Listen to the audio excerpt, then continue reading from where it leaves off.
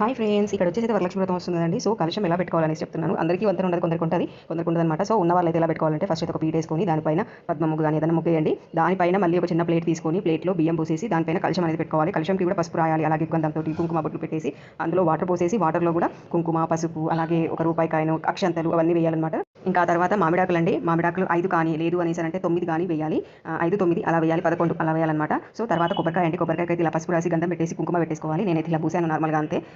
Next ఆ తర్వాత blouse piece అండి. బ్లౌజ్ పీస్ నేను కలశంకి పెట్టే తీరు నేను అది చేద్దామనేసి అనుకున్న వీడియో కానీ కుదరలేదండి, సారీ ఏమనుకోకండి. ఇక్కడ వచ్చేసి కలశంకి ఫస్ట్ ఇది చూడండి బ్లౌజ్ పీస్ ఇలా చేసేసుకొని పెట్టేసుకొని దానికి కూడా గంధం పెట్టేసి కుంకుమ బొట్లు పెట్టేసి ఆ పైన గాజులు అండి. అమ్మవారికి గాజులు వేస్తాం కదా, సో అక్కడ పైన ప్లేస్ కంపల్సరీ వేయాలి. ఈ అమ్మవారి లాగా భావించి కంపల్సరీ కలశంకి బ్యాంగిల్స్ అనేది వేయాలన్నమాట.